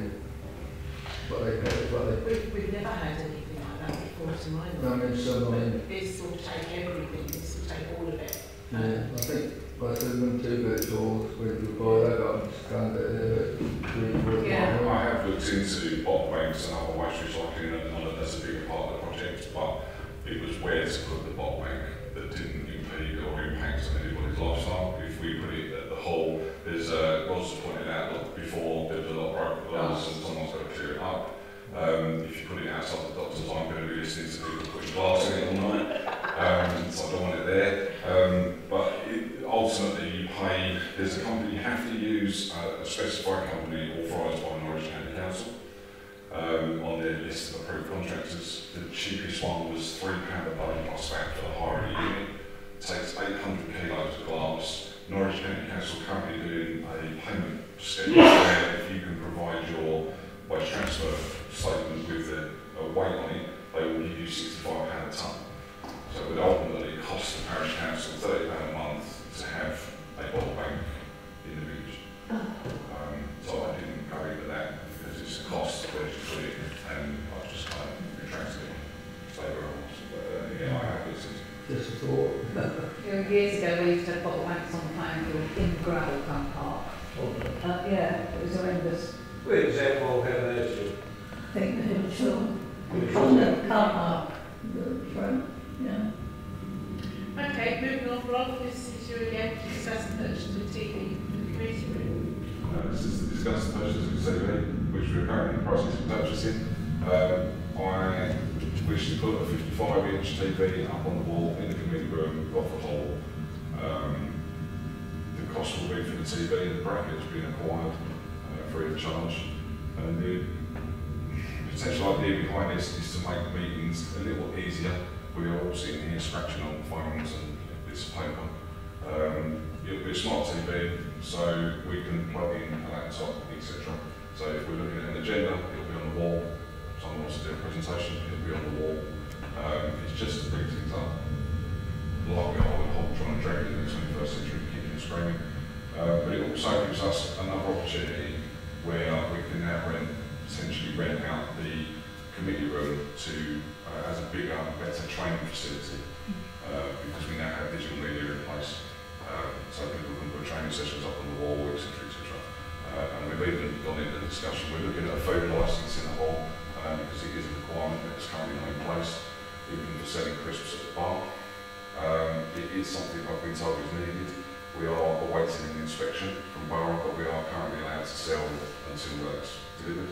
Once that's delivered, we could then even offer teas and biscuits and cakes, etc. with the conferencing element of the whole, so it's just to try and draw up interest from a different avenue and bring it more revenue. And that's where we are with it. And I think the decision was made in the committee last week that it's something that we would do. We can benefit the parish, it will benefit the whole, and all the meetings that take place therein. And the whole committee there? Yes, and the whole committee will pay it. The third thing I was going to say is, put the TV on the wall in that committee room, obviously it was used at weddings and speeches and people milling around. Is Yeah. going to get that, but would an overhead projector, because you can get the projectors down and project onto the wall, which is a really good quality, almost as good as a TV. Would that be better than a 55-inch TV that's better to get forward the wall? That is my concern. It's something that we can look into, definitely, yeah. The bracket I've got hold of, as I say, was a free of charge gift. Is a lockable one, so once the TV's on the wall, there's a few people concerned that the TV's going to get ripped off and stolen or whatever. Not only ripped off, get smashed. But yeah, it is feasible, but then I've not looked at the projector cost, etc. And how much more that's going to cost. Yeah, but how much more is that going to cost? I will look into it by all means before we go ahead. We've not actually done that as yet, because we were trying to do it like in there. And so, yeah, I can definitely do that. But that was the general theory for this discussion, was just to let you know what we're doing and why we're doing it. And we just think that it's potentially the right thing to do, because we're trying to step forward. We're also trying to show hirers that we are trying to change things, improve things, and take the hall forward for them as well. It seems that for a long, long time, people have been hiring a hall and no real investment's gone back into it. And somewhere along the line, someone's going to stop and ask why, which is why I'm trying to rectify all these things and get a few things changed, and these small things at a time. I thought the easy response was if they had it all and work out how much that's been put back into the hall, the sums don't match them. Not necessarily. Well, your Harvard's agreement presumably had a damage clause. It does, yes. So, Not looking at But it wouldn't cover the cost of the TV. No, exactly. From a personal business perspective, if we're going to hire someone somewhere for a meeting, we want a smart TV, we don't want a projector. I think the only thing is, from a business point of view, the Yule is missing out.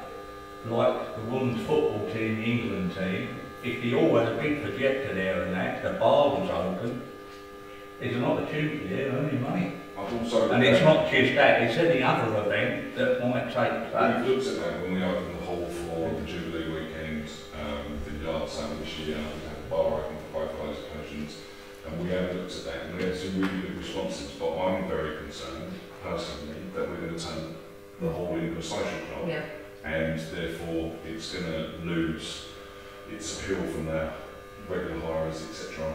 We've also got the predicament of some Fridays or Saturdays we're shut because there's nothing going on, and the next Friday and Saturday we'll have a wedding or something. So we haven't got a constant opening time. So there might be an event on where everyone's coming down to watch the football and someone's trying to get married. And I'm really concerned. Yes, I want it open as often as possible, but I don't see the point of it being shut. When it's open, it's making money, but I don't want to risk the fact that we turn it into a social club. And if you want to watch the football, you can go down the ground and do that, because that's a football orientated club. Yeah, but the point is the all should be earning money. it's got to be run as a business. I take on board what you're saying. What percentage of the parishioners that end of the parish use the hall? Where if you open it up to something else, you'll still get people, birthdays, weddings, God knows what. But also, if you've got more of the social side, you'll get other people that at the moment are not using the hall. So you're missing out on that revenue. I totally agree with you, but it is a fine balance, I believe. We've put on an open mic night in July, under the same principle. Tuesday nights, the hall is shut. So let's open it. There was no charge for the hall, there was no charge for tickets or entry, it was purely run on the bar. We had to hit a certain figure in that bar to break even, and I sat there with my fingers crossed all night hoping we could do it, and we did. And it made a couple of £100, and if we hadn't done it, it would have been shut. And it was in fact that successful with doing it again this month. So I think what I'm you're doing, welcome, but we're trying. no, I think what you're doing is brilliant because you're trying new ideas, new things, you're keeping your finger on the pulse. But that is the whole point. I think you have to try new things and see how they pan out, and then you say, well, this is not, like any business, this is not worth it, or can we tweak it in some way to make it a bit more viable? I mean, I think you're doing the right thing, I think you're going in the right direction, but I'm just thinking that there should be more people using the hall than what there are at the moment. The hall actually is only closed twice a week. 2 days on Sunday, on the rest of the time. I know, but the things that are on at the moment, the amount of people that are using these things, I mean, is it packed to the doors? We had our first open mic night on Tuesday the 13th, as I said, and the guys that set it up were a little concerned that no one would turn up, so were we. And he had never, at the end of the evening, he came up to me and said it was the most successful night they'd done. And there were more than enough people there that would have normally turned up at the Royal Legion, for instance, he said he blew out the water. And since that event, many more people have shown interest in the next one. So it is a really good thing, but it is just the one event, and it is on a Tuesday night, and I am conscious that people live next to the hall, opposite the hall, etc. So we have to be a little bit considerate. They can only move. They can. But I don't think they well, they know what it is. The hall is open for people to use it. But we still need to be considerate. It's a bit like moving next door to cemetery, so it's a bit quiet and dead around here. You know where you're moving and what you're moving next to. It's certainly something I'm sure a lot of people want to I think you're doing a brilliant job. Right, bunches of time, Ross. He hasn't mentioned the next open mic night, but it's the 23rd of August on a Tuesday night, 7 till 11. It's all right. Right, next point. Just consider and discuss charges for magazine adverts, agricultural rents, allotment rents and cemetery fees. So this is me that's brought this up. So one of the things that the internal auditor asks me every year is, have you considered your rents recently?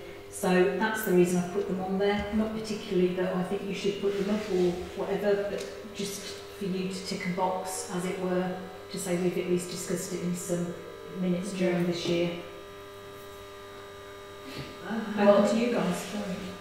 Mag adverts we are going to review once the new website is going, and consider increasing the charge and offering of the advert on the new website. For the moment, I do not think we either should or could raise them. I will chase the new printer and see what we can do to cut printing costs. Okay, agricultural rents, allotment rents. They don't. I don't think we really need to increase the agricultural rents, not in the way the present climate. The way fertiliser is, and that's a no. How much do you get paid per acre or hectare, just out of interest? How much do we charge per hectare or acre? I don't know. 188 to 200, depending which field, isn't it? Yeah. But that's per acre, not per hectare. But it's per acre. No, it's per acre. Per acre. Yeah. Most farmers hiring now getting 150. So you've got Yeah, we are doing reasonably well, yeah. If it ain't low. We paid to have it assessed, didn't we? So not too long ago. It was all done professionally by Maxi Browns a number of years ago. We have seen no reason to. I don't think we're proposing at the moment to push up the cemetery I don't bills, think- are we? And the allotments? Has it garden allotments? No, Replace it's the the size? same. Yeah, that's fine. Okay. Thank you. Right, next is to note thanks to SDM Fabrication and to Amber Business Transport for their continued support on sponsoring Upwell Parish Council's website. Thank you very much indeed. Thank you. Thank you. Next is to discuss the renewal of Community Action Norfolk membership manual. Yeah, I sent that round to you. We currently have silver membership. It's down to you guys really whether you want to continue with that. It's £50, I believe, a year, which I think is what it's always been. Is it useful? I never use it. We have used it in the past and it has been very useful. The last time we used it was when it was discussed the issue over Village Hall, wasn't it? Yes. Oh, well, wasn't Yeah. Paid for itself, didn't it? There's several cats and pigeons there. It's been valuable at Lake End, hasn't it? It has, yeah, but then we knew nothing as a committee when we were starting, so it depends the relative experience around in the Once set up, you can go from gold to silver, I think. Yeah. We've used them also at Three Holes and things like that. Do we wish to continue with membership A, at all, or B, at its current level? What was the cost? £50. Yeah, what, that's the silver. Yeah, we've always had silver. So if you reduced it to bronze, what would you get? What would be the difference? £20. But you don't get Oh, access to all the paperwork. Well, we can't see long orders. We don't know what's coming down, and I suggest we keep it for Yeah, another year. £50. Yeah, Agree. I'll say agreed, yes. Okay. Yeah. Yes. Yeah, thank you. Thank you very much indeed. Right, lovely. Right, to discuss any concerns, matters and general correspondence. Right, Upwell matters is I'm putting the low side land only because I need to make a date for the group to meet and Mark, is it? Yeah. Or Mark to do his initial findings to the group. It's not a public meeting, it is a group meeting. It has to be in September to allow him time to do everything he needs to do, and it's proposed it will be one day on week commencing the 19th of September. I'm in France. I should be in France. Okay, is everybody else available that week? If say you said, for example, the 20th. Will be Tuesday? Tuesday. So open at 7. Yes. Is everybody happy on the 20th? 20th, the community. I should be back because I've got blood donors at 20, so I should be back.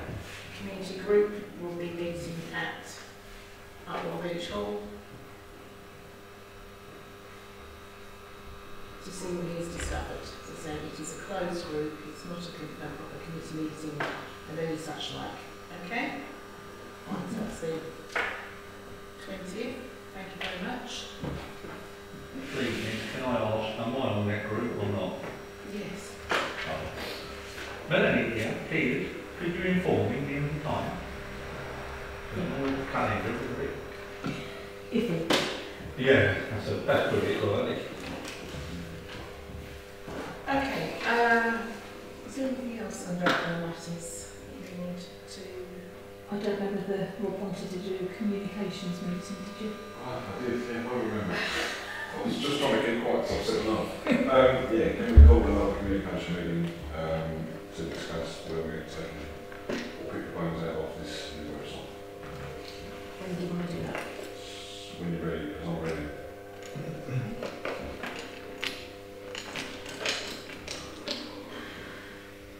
Are you looking to do it this month? When it suits.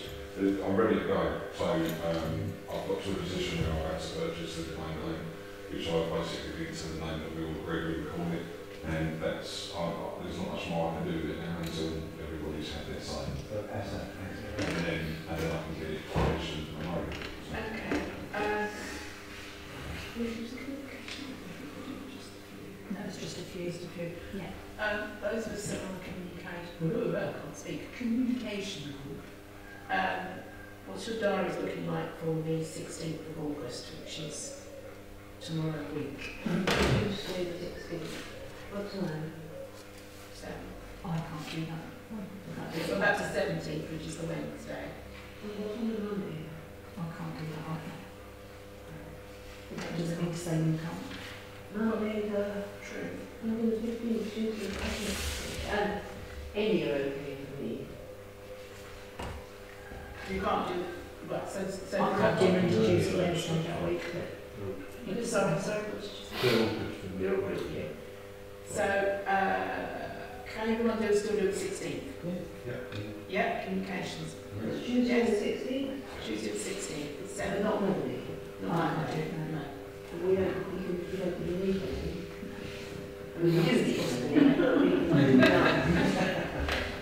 I'll send you a link to the website and you can put your shift in twice a week.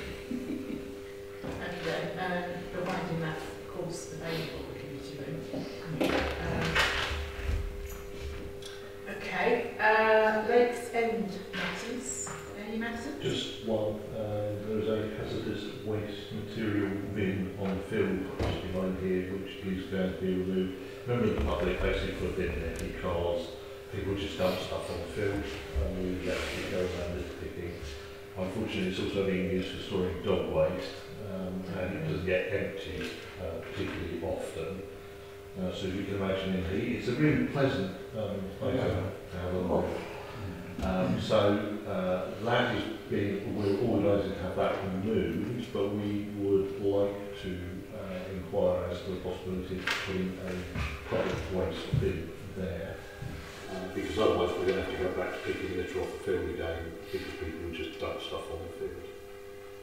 We've got 5 bins on our playing field, and when we had them installed, I had some stickies printed, no dog waste. And I gave them where the nearest dog waste bins were, so then I would go to Churchbridge or Town Close. There's still dog rubbish on the field. No, they just let the dogs run loose. And they'd say, "Oh, I didn't know that." There's a dog waste bin there, yeah. literally, so I'm not worried about that, but I'm worried about them just dumping rubbish. That was a polite version on the field. So we would like a bin on the field. You're looking for an ordinary litter bin there to be put in there, right? I'd like to propose was for the Parish Council to purchase an ordinary litter bin for their fields so that they don't have litter left over everywhere. Would somebody like to second that, please? Colin, can you vote on that, please? We haven't purchased them, have we? No, we bought all ours. You're going to be looking, I would think, best part £100 or £500. Sorry? £400, do you think? What, for bin? Yeah. No idea, I haven't bought one for long. It depends on what size you want, what size rubbish you think you're going to get, what capacity you want. But as I think was it Rich or Lewis was just going to say, who's going to empty it and dispose of the rubbish? Because that's got to be a long way for Tim to come. Just if we're expecting Tim, if it's going to the Parish Council going to buy it, and therefore the Parish Council owns it, who's going to be responsible for emptying it? Because if we expect Tim to come to Lakes End to empty the bin, that's going to be quite a chore for him to... Very, very true. So you might have to go back and who would be responsible at Lakes End? Yeah, so I will speak on behalf of the committee. I will say we will get someone to volunteer to do the emptying. We need the provision of the bin, basically. You can't do it in much as well. Yeah. There's Can I a just- level line. So, Can I just suggest that if you look down the borough bin recycling collection waste element, because we've looked at this bin, obviously that we discussed earlier, it's £200 a year to empty the month. if it's on the field, though, they won't come and empty it. But if someone was to walk over and drag it in the path, we don't know. It's a commercial bin, it's all part and parcel of it. No, they won't. We have to have So a 90-litre bin is £200, from £200 from Glaston, which is who we normally use, isn't it, Andrew? Yeah, box tap as well now. Box tap was a little bit cheaper. Box tap was a bit cheaper, but it gives you a rough idea. There's something about £200 for a 90-litre one. Okay, so we're starting that process again then. So what we're saying is that, Mike, you will ensure that somebody at Lakesend will be responsible for the emptying of the bin. Andrew? Would the Borough Council not empty the bin free of charge if it was like we've got one at the top of the mooring opposite the church, one outside the playing field? If it's a wheelie bin in a housing on the verge, would I think the Parish Council has to buy the whole setup, and then the Borough Council. I think the way the Borough Council works is you get one free empty per 1,000 in a population. After that, you have to pay for the empty. And we've got what? How many bins have we got? 12. Just an option, say we've got two, which the Parish Council bought in Upwell and installed, and they get emptied free for the Borough Council. Because theirs wasn't, that green one outside was on the field. And then they wouldn't empty it, would they? They wouldn't empty it. Okay, let's backtrack here then. So we already know that Lakesend were happy to be responsible for the emptying of said bin. The question now is, are we going to purchase, we being the Parish Council, going to purchase a bin for them so that they can use it? Yes. I think we should, purely because I don't think we spend enough money in this direction. That's my personal opinion. As a Parish Council, if they're only asking for a waste bin, and if we haven't got to pay for the emptying of it, it's not a regular outlay, it's a one-off outlay. I've got no hesitation in second. Okay, Richard, you were going to say something. I don't think that we should, because it's not on our agenda. It's not been budgeted for, so we need to know where it's going to come from the budget. So in reality, but Lakesend playing field, being Lakesend regional committee, should apply to the Parish Council for a grant, and saying they have 3 of that do, and send us up all that too.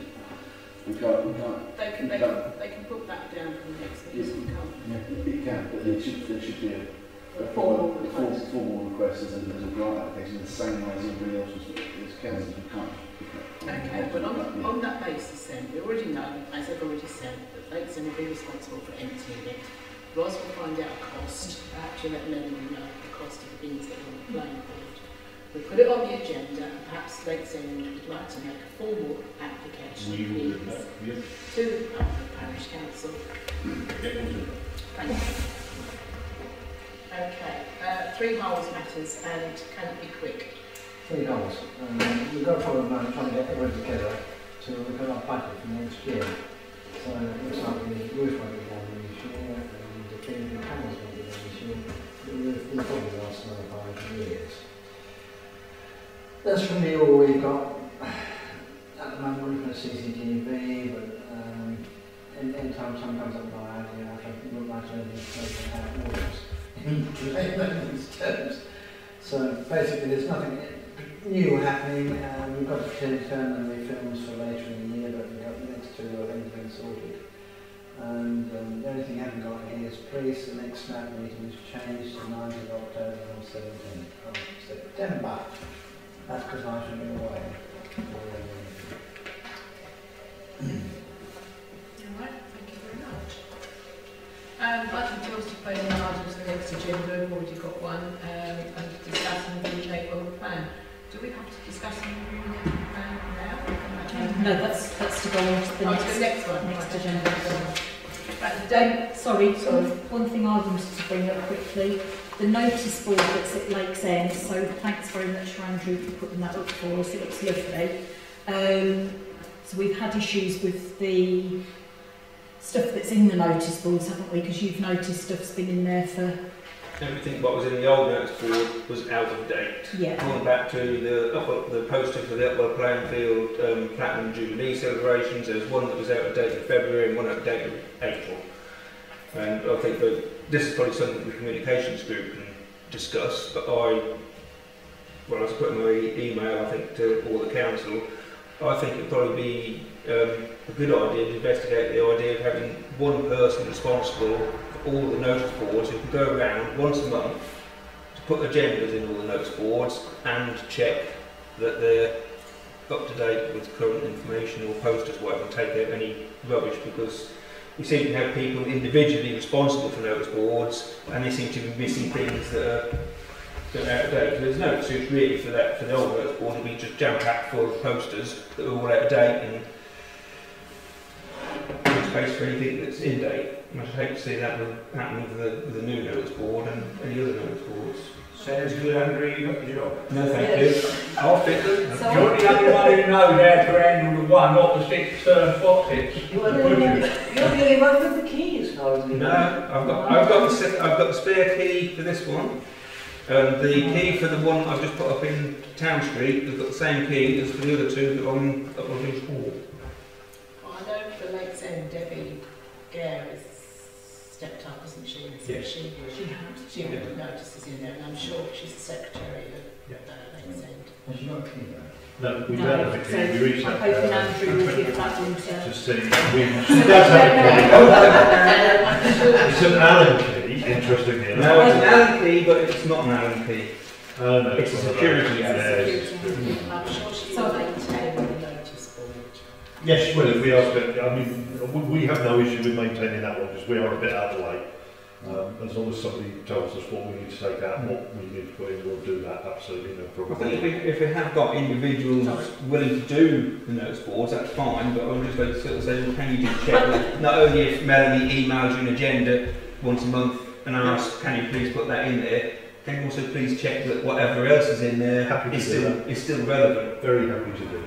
Yeah. I think there's two, no offence to Melanie, but there's two parish council things in there. One's going the vacancy for a councillor. Yeah, because that's the first time I've actually been down to it for this month because Helen couldn't get into it. No, Helen couldn't used get, to do it, yeah. But July got missed off for some reason because I think she went on holiday but didn't tell anybody. Okay. And I'm just a bit aware that those agendas have to be up 3 days prior to a meeting. Well, that's absolutely fine. I'll make sure that they're aware of it. I'll give my apologies now for the September meeting, so I won't be here, but can we put on the agenda notice boards, because Melanie did send out the email regarding the notice boards that are on a clearance, whether they will still be available come the September meeting. But as Rob pointed out, and I noticed that if we want to it'd be nice to replace the one at 3 holes, we put a new one next to the bus shelter at 3 holes, the same as that one, so I think that one looks really smart. They do look nice. I think if the one at 3 holes had 3 holes and parish notices, the same as that one's got Lakes End and parish notices, it looks nice, it looks modern, it's watertight, it looks attractive. I think, you know, Is it something that Colin ought to take up to 3 holes to see if that's what they want? Well, I think if Colin takes 3 holes and said whether you're willing to have one put on a bit of grass next to the bus shelter, rather than a manky old wooden one stuck to the screw to the wall of the actual village hall. I mean, that would then pick up with anybody probably what uses the bus shelter park. If Colin takes that. The only problem we would have with that, if we moved it from the wall, we would set over planning permission, because it's not like the one. Pardon? There's a 1916 Advertising Act that says where village signs and things are concerned, if you're not replacing light with light, you have to apply for planning permission. Now the parish council has certain rights that village hall committees don't have, so the parish council doesn't have to apply for another one. The parish council would be supplying it. Well, I mean, that one isn't local for local. The one which just replaced Joanne's Pantry isn't local for local. yeah. I'm sure that I don't think anybody would make a fuss if we put a new village sign, a new village notice board, and just replace it. Yeah, I'm just avoiding because we don't incur any additional expense, obviously. Yes, well, I don't think it'd be pretty sad if they can pay a better change of notice board. It's all that comes on in Advertising Act, it's all part of planning. Andrew's just said he can't make the 12.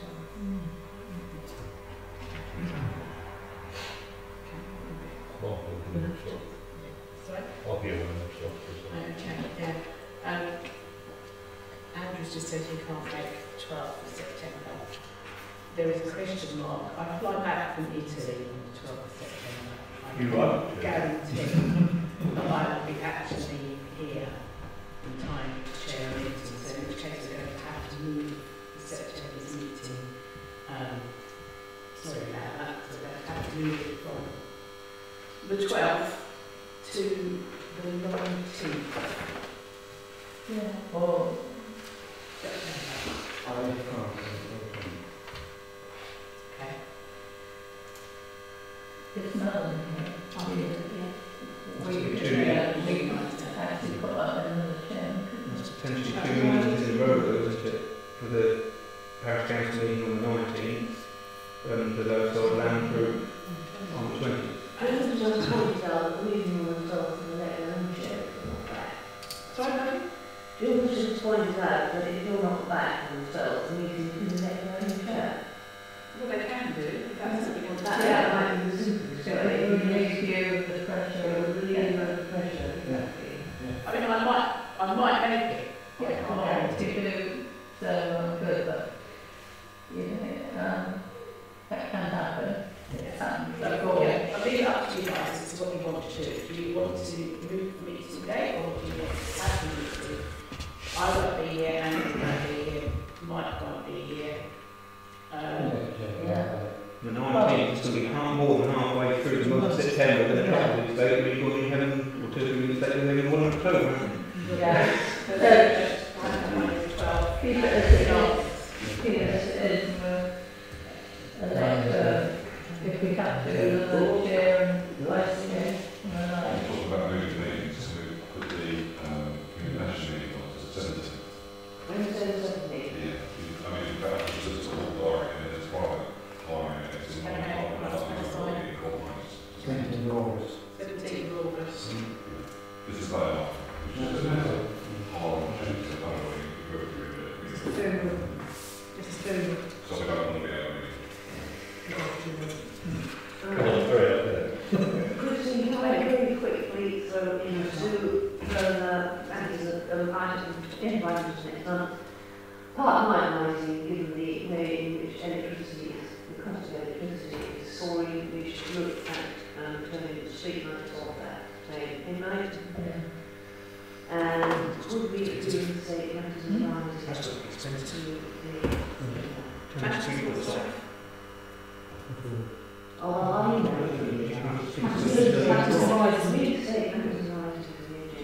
You can't really. The trouble is because we then can't really, it's a bit like Richard said about the litter bin, because it's not been on the agenda, you can't really do anything. You have to give the public a reason, you have to have it on the agenda so the public can come. So, well, this is what they can be an agenda item next month. Yeah. what matters arising. Reinstate. Yeah, you shouldn't have matters arising. It's the same as having any other business, and you can't have that on an agenda. That's why we broke it down to Upwell matters later and matters. Right, okay, I missed that point.